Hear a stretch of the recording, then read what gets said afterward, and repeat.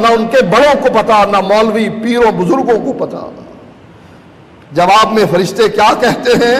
یہ جہنم نتیجہ ہے اس شک کا جس شک پر تو دنیا میں رہا، وعلیہ مت، اور تیری موت بھی اس شک پر آئی۔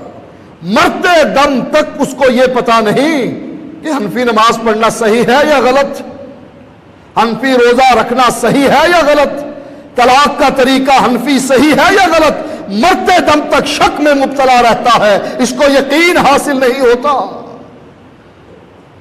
فرمایا وعلیہ تبعث انشاءاللہ، تجھے جب اٹھایا جائے گا اسی شک کی بنیاد پر۔ آپ کی مرضی ہے، اس یقین اور ایمان کو اپنے سینے سے لگا دو جس کے بارے میں کوئی شک نہیں۔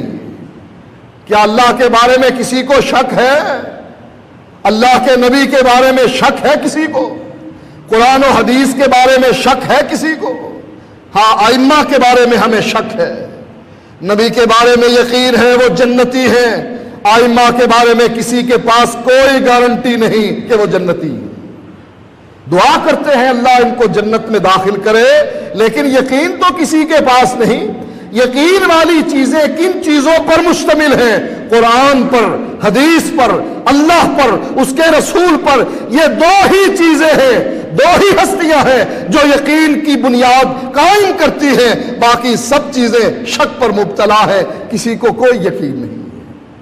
دل چاہے تو یقین اور ایمان کی چیزوں کو اپنے سینے سے لگاؤ، کتاب و سنت پر عمل کرو۔ اگر دل نہیں چاہتا تو شک میں مبتلا رہو، مرتے دم تک شک میں رہو۔ اس کا جرم کیا ہوگا، بدلہ کیا ہوگا؟ قیامت کے دن شک کی بنیاد پر اٹھایا جائے گا اور قبر میں جہنم ٹھکانہ بتلا دیا جائے گا، جنت اس سے پھیر دی جائے گی۔ وآخر دعوانا الحمدللہ۔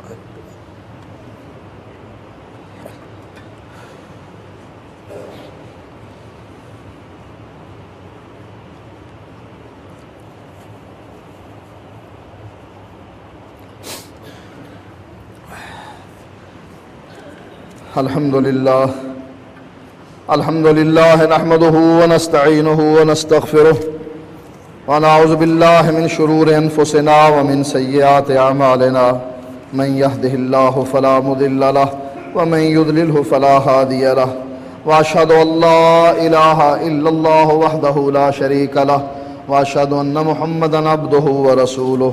اما بعد فان خير الحديث كتاب الله، وخير الهدي هدي محمد صلى الله عليه وسلم، وشر الأمور محدثاتها، وكل محدثة بدعة، وكل بدعة ضلالة، وكل ضلالة في النار۔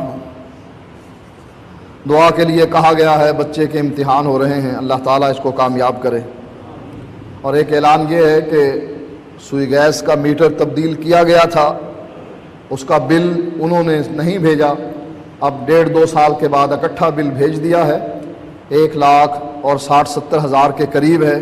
اس کی 3 قسطیں مقرر ہوئی ہیں، ایک قسط 68,000 کے قریب جمع کروا دی گئی ہے، باقی قسطیں ادا کرنی ہیں۔ آپ تمام لوگ بل کی مد میں انتظامیہ کے ساتھ تعاون کریں۔ مرنے کے بعد روحوں کو کہاں اکٹھا کیا جاتا ہے اور مقام برزخ کہاں ہے؟ مرنے کے بعد نیک روحیں جنت میں ہیں اور بری روحیں جہنم میں ہیں۔ مقام برزخ جو ہے مرنے کے فوراً بعد شروع ہو جاتا ہے۔ برزخ پردہ ہے، یہ کوئی ایسا ٹھکانہ نہیں۔ مرنے کے فوراً بعد جب اس کی روح نکالی جاتی ہے، اسی وقت سے وہ مردہ برزخ میں چلا جاتا ہے۔ وہ بتا نہیں سکتا کتنے فرشتے آئے ہیں اور کیا کر رہے ہیں، اور دیکھنے والا اس کو دیکھتا ہے لیکن دیکھ نہیں سکتا کہ فرشتے کیا کر رہے ہیں ان کے ساتھ، وہ چونکہ برزخ میں پہنچ جاتا۔ نماز میں نیت کرنا جائز ہے، اگر نہیں تو وضاحت کریں۔ نیت دل کے ارادے کا نام ہے، زبان سے ادا کرنا نیت نہیں، یہ قول اقرار ہے۔ اور اللہ کے نبی نے نماز میں قول و اقرار کا نہیں کہا، ہاں مسلمان ہونے کے لیے قول و اقرار ضروری ہے، نیت جو نماز کے لیے ہے وہ دل کے ارادے کا نام ہے۔ آج کل سورۃ رحمان کی تلاوت سے علاج کیا جا رہا ہے اور ہر طرح کی بیماری دور کی جاتی ہے۔ قریب پانی رکھ دیا جاتا ہے، بعد میں اس کو پیا جائے، بیماری دور ہو جاتی ہے۔ دیکھیں قرآن میں شفا اللہ تعالیٰ نے فرمائی ہے، اللہ کے نبی فرماتے ہیں سورۃ فاتحہ میں شفا ہے۔ اسی طرح قرآن کی مختلف آیات میں مختلف صورتوں میں شفا ہے، پورے قرآن میں شفا ہے، لہٰذا اگر کوئی ایسے عمل کرے تو صحیح ہے۔ کیا اللہ کے نبی کے دور میں صحابہ اکرام سب کے سب اہل حدیث تھے؟ یہ فرقہ اہل حدیث کب بنا؟ اس وقت تھی ہی حدیث، یا قرآن تھا یا حدیث تھی؟ سب صحابہ قرآن و حدیث پر چلتے تھے یا فقہ حنفی پر چلتے تھے؟ فقہ حنفی تو پیدا ہی نہیں ہوئی تھی، ابھی ماں کے پیٹ میں ہی نہیں آئی تھی جب صحابہ موجود تھے۔ سب صحابہ اہل حدیث تھے، یعنی قرآن و حدیث پر چلتے تھے، کیونکہ اس کے علاوہ تو کوئی چیز تھی ہی نہیں، نہ حنفیت، نہ مالکیت، نہ شافعیت، نہ حنبلیت، نہ بریلویت، نہ دیوبندیت، نہ نقشبندیت، نہ قادری، جتنے یہ سلسلے نکلے ہوئے ہیں کوئی بھی سلسلہ صحابہ کے دور میں نہیں تھا، صرف قرآن تھا یا حدیث تھی۔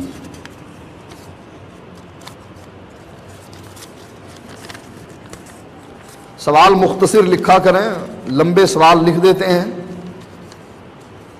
ہیلری کلنٹن کہتی ہے ہم وہابیوں کے اسلام کو ختم کر دیں گے جیسا اسامہ بن لادن کو ختم کیا۔ ہاں ٹھیک کہتی ہے، ان کو ڈر ہے تو وہابیوں سے ہے۔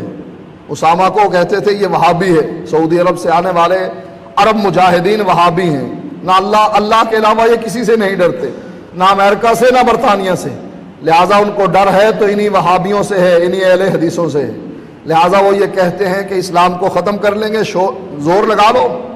کس چیز کو یہ بڑھاتے ہیں؟ کہتے ہیں صوفیت کو بڑھاؤ جس میں ہر چیز خدا بنتی ہے۔ لوگ مردوں سے ڈرتے ہیں، درختوں سے ڈرتے ہیں، پیروں سے ڈرتے ہیں، ایسا ڈراؤ جب یہ مردوں سے ڈریں گے ہمارے بموں سے نہیں ڈریں گے، ہماری فوج سے نہیں ڈریں گے، لہٰذا وہ ٹھیک کہتی ہے۔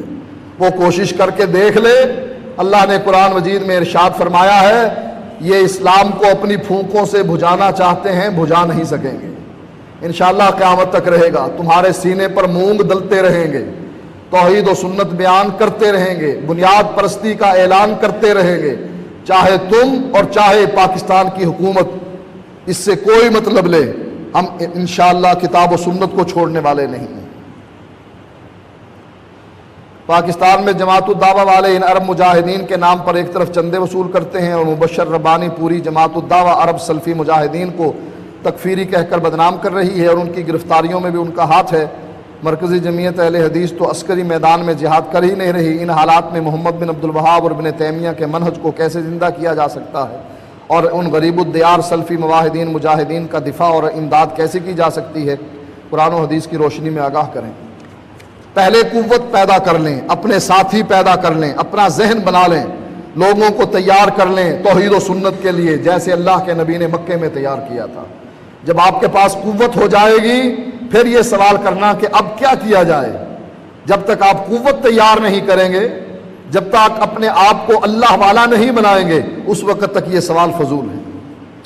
کچھ امام باجماعت نماز پڑھاتے ہوئے بسم اللہ بلند آواز سے کسی صورت کے شروع میں بھی، حالانکہ قرآن کا حکم ہے کہ قرآن شروع کرنے سے پہلے اعوذ باللہ پڑھ لیا کریں، بسم اللہ قرآن کی آیت ہے، اس سے پہلے بھی اعوذ باللہ ضروری ہے۔ اعوذ باللہ تو ہم نماز پڑھتے ہیں، ثنا پڑھنے کے بعد اعوذ باللہ من الشیطان الرجیم بسم اللہ الرحمن الرحیم، یہ الحمد جو سورۃ فاتحہ ہے قرآن کا حصہ ہے، اس سے پہلے ہم پڑھ لیتے ہیں اعوذ باللہ۔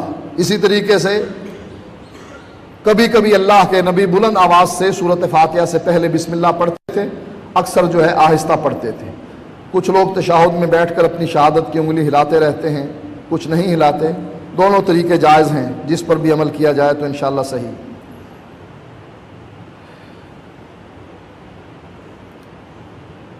شیخ صاحب میں پردیسی ہوں، وہاں اہل حدیث مساجد نہیں، حدیث میں ہے کہ جو جمعے کی نماز نہ پڑھے اللہ اس پر ایک کالا دھبا لگا دیتا ہے، ہم کیا کریں؟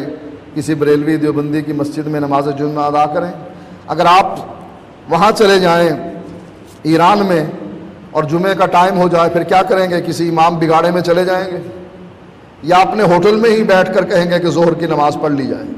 نماز پڑھنے کے لیے ضروری ہے کہ جس آدمی کے پیچھے نماز پڑھ رہے ہیں آپ اس کا عقیدہ درست ہو۔ حزب التحریر خلافت کے لیے عام کام کر رہی ہے کہ ملک میں اسلام کا نفاذ ہو، آپ لوگ ان کا ساتھ کیوں نہیں دیتے؟ حزب التحریر والوں کا اپنا ذہن پراگندہ ہے، منتشر ہے، شک کی بنیاد پر ہے، کوئی پتہ نہیں۔ انہوں نے سب کو اکٹھا کیا ہے، جیسے جماعت اسلامی نے سب کو اکٹھا کیا، تم بھی آ جاؤ، عیسائیوں تم بھی آ جاؤ، دین کا کام کریں گے، فلاں تم بھی آ جاؤ، قبر پرستو تم بھی آ جاؤ، یہی حال حزب التحریر کا ہے. ہم تو خالص لوگوں کا ساتھ دیتے ہیں، جو خالص آدمی ہوگا اس کا ساتھ ہم دیں گے، اور اگر کسی کے پاس خالص دین نہیں ہے تو ہم اس کا ساتھ نہیں دے سکتے. ان اللہ یامر بالعدل والاحسان وایتاء ذی القربی وینہی عن الفحشاء والمنکر والبغی یعظکم لعلکم تذکرون. سبحان ربک رب العزۃ عما یصفون وسلام علی المرسلین والحمد للہ رب العالمین.